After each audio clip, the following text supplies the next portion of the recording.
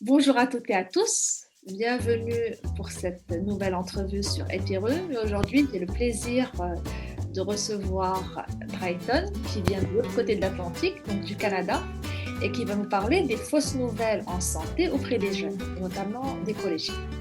Bonjour Drayton, Salut, ravi de t'avoir ici parmi nous sur Ethereum.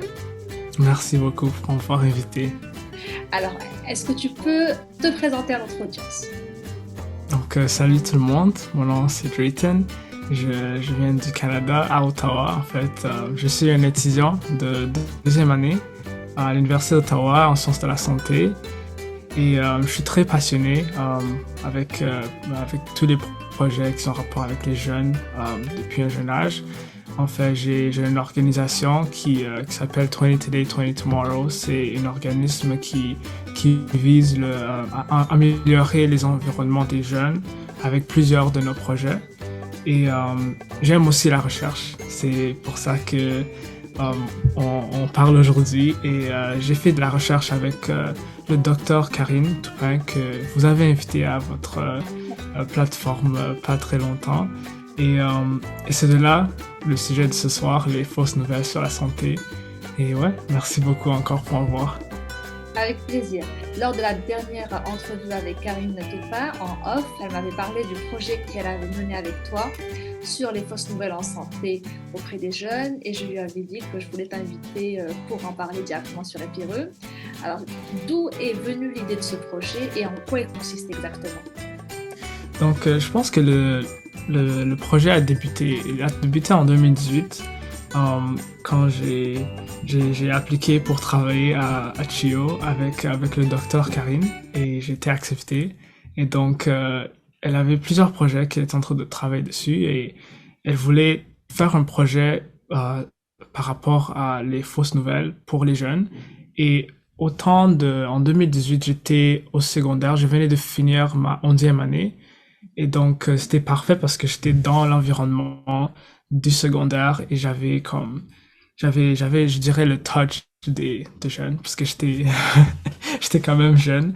Et après, on a parlé et on a développé un projet qui vraiment a mené, genre, la recherche qu'on fait comme dans le doctorat aux jeunes d'une façon qui peuvent comprendre et d'une façon qui est plus interactif et qui peut vraiment leur intéresser.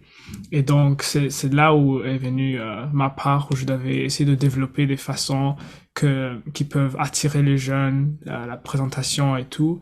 Et enfin, on a fini par développer une présentation qui était interactive et qui nous permettait de partager l'information nécessaire et aussi d'attirer les jeunes et de leur laisser comprendre c'est quoi les fausses nouvelles et vraiment qu'est-ce qu'ils peuvent faire si ils en racontent. Et ouais, c'est de là où a débuté l'idée. Vous avez préparé une présentation interactive et par la suite, vous êtes allé en classe, vous avez fait des ateliers. Comment ça s'est passé exactement?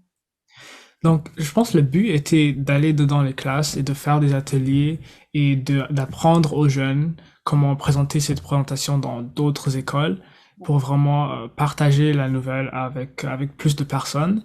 Mais je pense pendant la période après cet été, je pense, il y avait on a eu quelques problèmes avec, je pense, il y avait des manifestations dans les écoles et on pouvait pas, ils avaient fait, C'est l'accès. ouais, où on pouvait pas présenter quoi que ce soit dans les écoles. Et on a dû attendre un peu et on a attendu une année.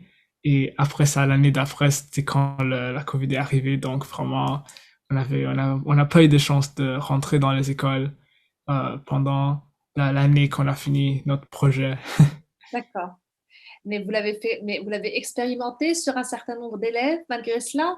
Vous êtes allé dans un groupe présenter le projet ou pas du tout? Pas pendant cette année. C'est vraiment l'année où après, en 2018, on n'a pas vraiment fait rien, mais à l'année où la COVID a commencé en 2020, 2020, oui. 2020, ouais, c'est vraiment là où a commencé les présentations. Je pense qu'on a commencé avec avec les professeurs et les docteurs de la faculté de médecine. Et par après, nous sommes allés à deux différentes écoles secondaires. C'était en ligne, mais c'était un peu différent, mais c'était quand même vraiment, c'était vraiment le fun. Et les élèves ont vraiment aimé ça. Donc, je pense que ça a pris la curiosité des jeunes. Excellent. Donc, vous avez fait une formation en formateur. Vous avez formé des ambassadeurs pour que chacun aille dans sa classe, dans son entourage, faire la chasse aux fausses nouvelles et attirer l'attention de l'entourage, des parents, des amis sur Mhm. justement ce que c'est qu'une fausse nouvelle et qu'il fallait Ouais. y faire attention. Alors, quels sont les conseils en pratique que vous avez donnés dans cette présentation? Donc, il y a vraiment, ouais, on a utilisé un format simple que les élèves ont appris tout au long du secondaire ou même du primaire. Et on a utilisé les cinq questions qu'on se pose quand on forme une histoire. Donc, le qui, où, quand, quoi, le comment et le pourquoi. Ouais. Et, euh, et c'est de là où on s'est basé. On leur a informé qu'il faut se poser ces cinq questions pour savoir si oui ou non cette nouvelle est fausse ou et il faut comment il faut toujours se douter de tout ce que tu vois et de se questionner de qu'est-ce que qu'est-ce qui est en avant de toi, si c'est trop beau pour être vrai, etc. L'esprit critique. Euh, Mhm. L'esprit critique, justement, et favoriser la curiosité auprès des élèves. Favoriser la Exactement. curiosité des élèves. Excellent, excellent. Oui. D'accord. Et quelle leçon tu en as tiré personnellement de cette expérience? Moi, je pense que j'ai tiré une leçon que la recherche, ce n'est pas vraiment ce que je pensais. C'est beaucoup plus le fun. C'est beaucoup plus le fun que je pensais. Ouais. Parce que avant, je pensais que c'était juste les gens qui étaient derrière les écrans et qui travaillaient tout le temps avec plein de numéros et tout ça. Mais par après, j'ai remarqué que quand je délivrais les présentations, et que les personnes écoutaient et vraiment ils étaient là pour apprendre et j'étais comme waouh, comme j'ai vraiment un impact, comme ce que j'ai travaillé dessus a un impact sur sur les gens. Et ça, c'était une très bonne sensation que je vais garder tout au long de ma carrière. Et aussi, j'ai vraiment développé le sens de l'initiative parce que des informations que j'ai trouvées, comme je devais aller les trouver et c'était des fois difficile, comme il y avait beaucoup de choses qui n'étaient pas là directement en avant de moi et ça prenait beaucoup d'heures pour trouver. Mais je pense vraiment à la fin, j'ai vraiment, on a créé quelque chose que j'étais très fier de. Donc vraiment, c'était le fun. C'était une très belle expérience que je, je recommanderais à à tous les jeunes en fait. N'importe quand vous êtes prêts, il faut vraiment essayer la recherche parce que je pense que c'est le futur.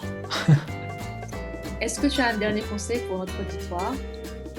C'est vraiment, je pense que c'est plutôt le sens de l'initiative parce que c'est vraiment ouais, c'est vraiment la leçon de toute cette histoire parce que même la façon que j'ai eu l'opportunité de travailler avec le docteur Karine, c'était vraiment, j'ai juste, c'était, je peux pas, je m'imaginais pas que ça allait arriver, mais j'ai essayé quand même et j'ai réussi. Donc vraiment n'importe quoi que vous voulez faire, comme juste essayer et vous allez voir.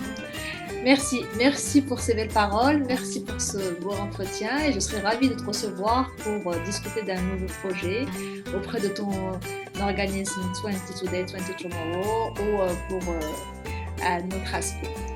Merci Pas de Draïka, problème. à très vite dans un nouvel épisode sur Ekelon.com. Merci beaucoup pour m'avoir.